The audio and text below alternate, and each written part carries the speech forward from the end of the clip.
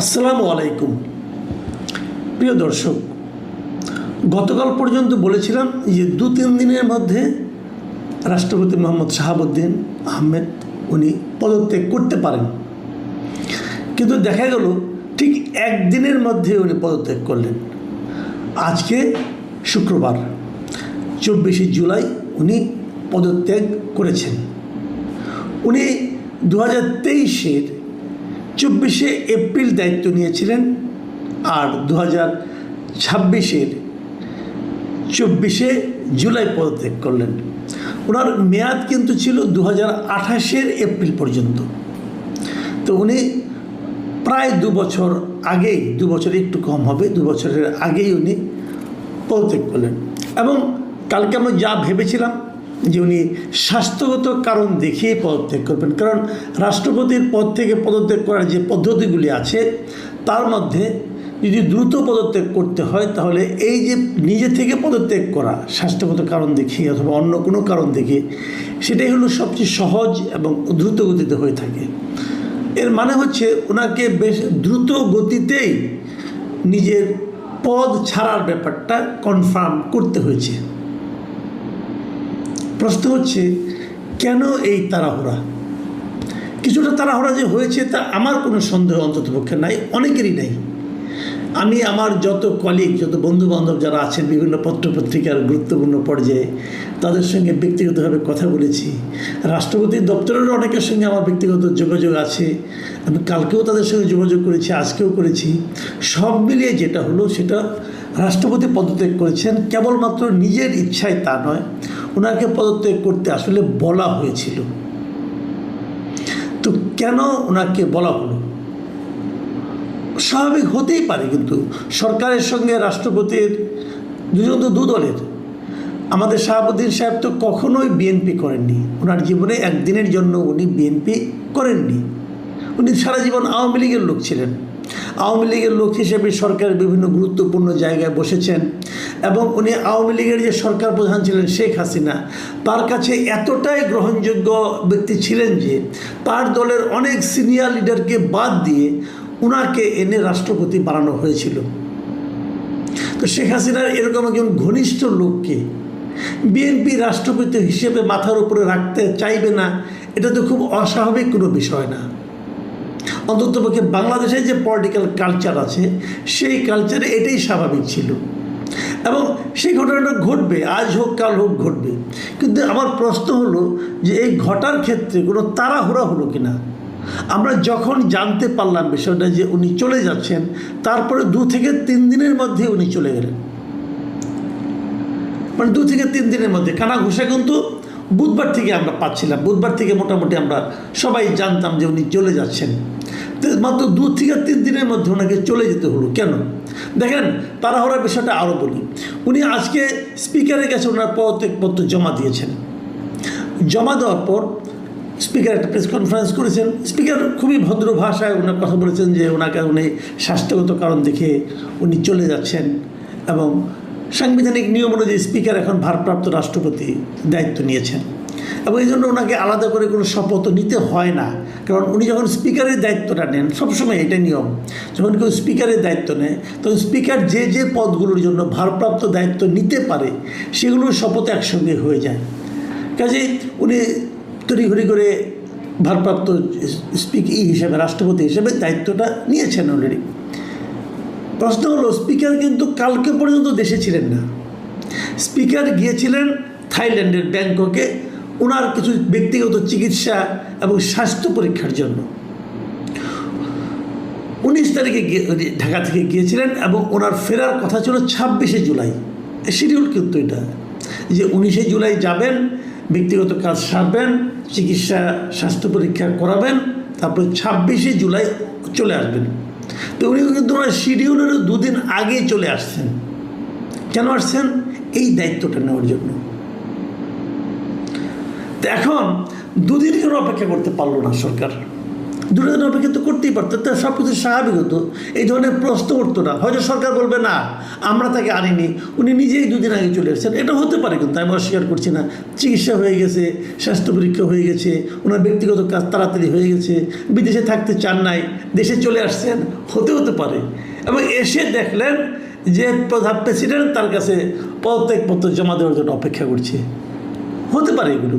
কিন্তু এই যে হতে পারাটা, এর মধ্যে এত বেশি কাকতালীয় ব্যাপার স্যাপার কাজ করছে যে মানুষের মনে সন্দেহ আসে। অথচ আমরা গতকালকে দেখলাম স্বরাষ্ট্রমন্ত্রী বললেন যে পদত্যাগের জন্য প্রেসিডেন্টের উপর তার সরকারের পক্ষ থেকে কোনো চাপ দেওয়া হয়নি। ওনাকে জিজ্ঞাসা করা হয়েছিল, উনি বলছেন না, কোনো চাপ দেওয়া হয়নি। এবং এটাই কিন্তু স্বাভাবিক।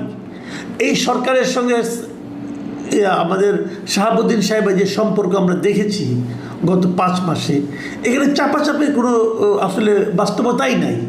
কারণ সরকারের সকল চাহিদা নির্দ্বিধায় শাহাবুদ্দিন সাহেব পালন করে গেছেন। সরকার যা যা বলেছেন, যেভাবে বলেছেন, সেভাবে সব কিছু উনি পালন করেছেন। কাজে এখানে চাপের কোনো প্রয়োজনীয়তা আছে বলে আমি মনে করি না। প্রেশার দিতে হবে কেন, তাড়াহুড়া করতে হবে কেন? কিন্তু বাস্তবে তো তাড়াহুড়া হলো তো। কারণ স্পিকারকে 2 দিন আগে নিয়ে আসা, এর মধ্যে ওনাকে ওটা জমা দেওয়া, এটা তো হলো। আচ্ছা, আমরা বরং একটা কাজ করি, আমরা বরং একটু দেখি যে পদত্যাগপত্রটি কী লিখেছেন। সেটা নিয়েও কিন্তু নানা ধরনের বিতর্ক এরই মধ্যে হচ্ছে। শাহাবুদ্দিন সাহেব পদত্যাগপত্র যেটা দিয়েছেন, উনি কারণ হিসেবে উল্লেখ করেছেন যে উনি কী বলেছেন সেটা আমি আপনাদের একটু পড়ে শোনাই হুবহু। কালকেও আমি বলেছিলাম এটাই বলবেন, উনি ওটাই বলেছেন যে আমি গুরুতর অসুস্থ, হৃদরোগ, উচ্চ রক্তচাপ, ডায়াবেটিস ও কিডনি জটিলতায় ভুগছি। খুব সবগুলো রোগী জটিল। আমার বাইপাস সার্জারি হয়েছে হৃদযন্ত্রে। ইদানিং স্বাস্থ্য পরীক্ষায় অটোনমিক নিউরোপ্যাথি নামক রোগ শনাক্ত হয়েছে। এই রোগের কারণে আমি মাঝে মাঝে ক্ষণিক অচেতন হয়ে যাই। রোগসমূহের প্রাদুর্ভাবে শারীরিক ও মানসিক অসামর্থ্যতার কারণে রাষ্ট্রপতির মতো গুরুত্বপূর্ণ সাংবিধানিক পদের দায়িত্ব পালন করা আমার পক্ষে সম্ভব হচ্ছে না। আমার দীর্ঘমেয়াদী চিকিৎসার প্রয়োজন। দেখুন, রাষ্ট্রপতির কাজ কি বাংলাদেশে? রাষ্ট্রপতির আসলে বাংলাদেশে একবার আমাদের একজন সাবেক রাষ্ট্রপতি বলেছিল যে কবর জিয়ারত করা ছাড়া, কবর জিয়ারত এবং বিভিন্ন প্রতিষ্ঠানের অনুষ্ঠানের ফিতা কাটা ছাড়া আসলে রাষ্ট্রপতির তেমন কোনো কাজ নেই। আমাদের সংবিধানই রাষ্ট্রপতিকে এত গুরুত্বহীন করে রেখেছে। রাষ্ট্রপতি যা কিছু করবেন সব কিছু প্রধানমন্ত্রীর পরামর্শক্রমে করবেন। ওনাকে পরামর্শের বাইরে কিছু করতে পারবেন না। উনি নিজ দায়িত্বে মাত্র 2টো কাজ করতে পারেন। একটা হলো প্রধান বিচারপতি এবং প্রধানমন্ত্রীকে নিয়োগ দিতে পারেন। এই কাজটা, এই 2টা কাজ করতে পারেন। এটার মধ্যে ওনার জন্য কারো প্রধানমন্ত্রীর পরামর্শ লাগে না, উনি নিজ দায়িত্বে এই 2টা কাজ করতে পারেন। এছাড়া আর কোনো কাজ, যত কাজ উনি করবেন সব কিছু প্রধানমন্ত্রীর পরামর্শে উনি করবেন। কাজে ওনার যে খুব বিশাল কোনো দায়িত্বপূর্ণ কাজ করতে হয়, যে অসুস্থ হলে করতে পারবেন না, আমার কাছে তা মনে হয় না। বরঞ্চ ওনার দীর্ঘমেয়াদী চিকিৎসার প্রয়োজন এবং রোগগুলো যদি জটিল হয়, উনি যদি রাষ্ট্রপতি থাকেন তাহলেই বরং ওনার চিকিৎসাটা খুব ভালো হবে। কারণ এখন তো ওনাকে চিকিৎসা করতে হবে নিজ দায়িত্বে। আর রাষ্ট্রপতি হলে তো সরকারি খরচে চিকিৎসাটা করতে পারতেন এবং সেটা সর্বোচ্চ চিকিৎসা উনি করতে পারতেন। কাজে উনি তো বলতে পারতেন আমার এই রোগগুলো আছে, আমি চিকিৎসাগুলো শেষ করে নেই, তারপরে আমি পদত্যাগ করবো। তা তো বলেন নাই। উনি বলেছেন যে এই রোগের কারণে আমি চলে যাচ্ছি। ঠিক আছে, আমি এটাকে আমি অবশ্যই খুবই সৌজন্যতাপূর্ণ কাজ বলে মনে করি। উনি নিজে মনে করছেন যে আমি রাষ্ট্রের অর্থের অপচয় করতে চাই না, আমার চিকিৎসা আমিই করব, আমি এই দায়িত্ব পালন করব না। কিন্তু একটা প্রশ্ন আমি এখানে একটু করতে চাই, সেটা হলো উনি এর আগে আরও 2টো প্যারা লিখেছেন। সেই প্যারাগুলিতে উনি কী বলেছেন? উনি 5ই আগস্ট থেকে উনি কী কী করেছেন তার একটা সবিস্তার বর্ণনা উনি দিয়েছেন। উনি বলেছেন যে 5 আগস্ট 2024-এ ছাত্র জনগণ অভ্যুত্থানের মুখে তৎকালীন সরকারের পতনের পর দেশে শাসনতান্ত্রিক ও সাংবিধানিক সংকটের সৃষ্টি হয়। সাংবিধানিক সংকট থেকে উত্তরণের অভিপ্রায়ে সংবিধানের 106 অনুচ্ছেদের ক্ষমতা বলে আমি রাষ্ট্রপতি হিসেবে বাংলাদেশ সুপ্রিম কোর্টের আপিল বিভাগের মতামত কামনা করি অতঃপর বাংলাদেশ সুপ্রিম কোর্টের আপিল বিভাগে পরামর্শক্রমে অন্তর্বর্তীকালীন সরকার গঠন করি। অন্তর্বর্তীকালীন সরকার রাজনৈতিক দলসমূহের পরামর্শক্রমে জাতীয় সংসদে সাধারণ নির্বাচন আয়োজন করে। এই কথাটা তার পদত্যাগপত্রে লেখার দরকারটা কি? এর সঙ্গে পদত্যাগের কী সম্পর্ক আছে? দেখুন, জামাতে ইসলামের একজন গুরুত্বপূর্ণ নেতা এবং খুব বাংলাদেশের স্বনামধন্য একজন আইনজীবী মিস্টার শিশির মনির, তিনিও কিন্তু এই প্রশ্নটাই করেছেন যে এই কথাটা এখানে অপ্রাসঙ্গিক কিনা। আবার উনি আরেকটা কথা লিখেছেন, এরপরে যে প্যাটার্ন লিখেছেন সেটা হলো নির্বাচনের ফলাফলের ভিত্তিতে বর্তমান সরকার গঠিত হয়ে সরকার পরিচালনা করছে। বর্তমানে সরকারি দল ও বিরোধী দল গণতান্ত্রিক চর্চার মধ্য দিয়ে জাতীয় সংসদে নিজ নিজ দায়িত্ব পালন করছে। আমার সুদৃঢ় ও ইতিবাচক ভূমিকার কারণে দেশে কোনো সাংবিধানিক বিপর্যয় ঘটেনি। দেশে কতটুকু সাংবিধানিক বিপর্যয় ঘটেছে কিংবা ঘটেনি এটা নিয়ে আমরা দীর্ঘ আলোচনা করতে পারি, কিন্তু উনি দাবি করেছেন যে কোনো সাংবিধানিক বিপর্যয় যে ঘটেনি এর জন্য ওনার একটা ভূমিকা আছে। তো ওনার কি ভূমিকা ছিল এই সময়? উনি তো রাষ্ট্রপতি হয়েছেন 2023 সালে। 23 সাল থেকে 2024 অগাস্ট পর্যন্ত ওনার কি ভূমিকা এটা নিয়ে উনি একটা কথাও বলেন নাই। উনি বলেছেন 2024 থেকে শেষ দিন পর্যন্ত উনি কত ইতিবাচক ভূমিকা রেখেছেন সেটা উনি স্মরণ করিয়ে দিয়েছেন। কেন? এই জায়গাটায় কিন্তু একটা বেসিক পয়েন্ট আছে। আপনারা চিন্তা করেন, বুঝেন। হয়তো অনেকে বলবেন যে উনি এই সরকারের কাছ থেকে চলে যাওয়ার পরও এক ধরনের সহানুভূতি, এক ধরনের আনুকূল্য আশা করেন।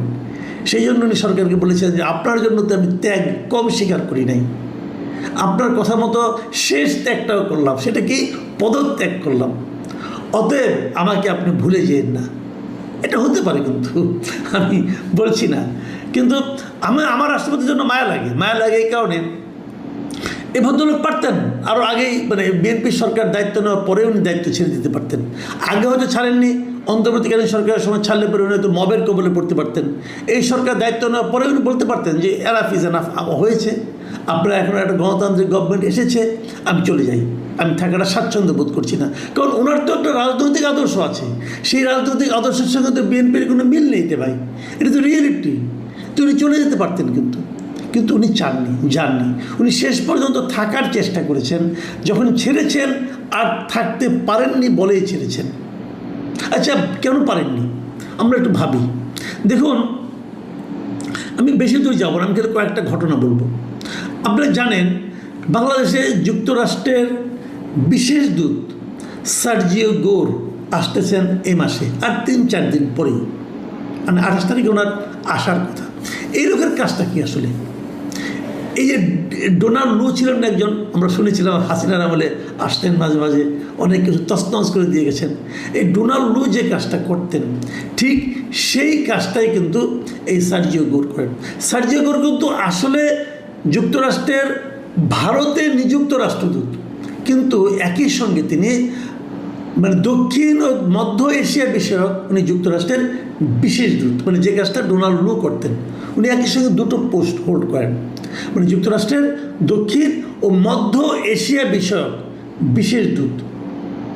তার এই রিজিয়নে উনি যুক্তরাষ্ট্রের স্বার্থটাকে সমুন্নত রাখার চেষ্টা করেন, বার্গেইন করেন। উনি কিন্তু গত কয়েকদিন আগে উনি ফিলিপিন্সে গিয়েছিলেন, ওখানে যে উনি ওই বিভিন্ন রকম কাজকর্ম করেছেন। তো উনি আসছেন, তো ওনার আসার সঙ্গে কি শাহাবুদ্দিন সাহেবের দ্রুত চলে যাওয়ার কোনো সম্পর্ক আছে? থাকতে পারে।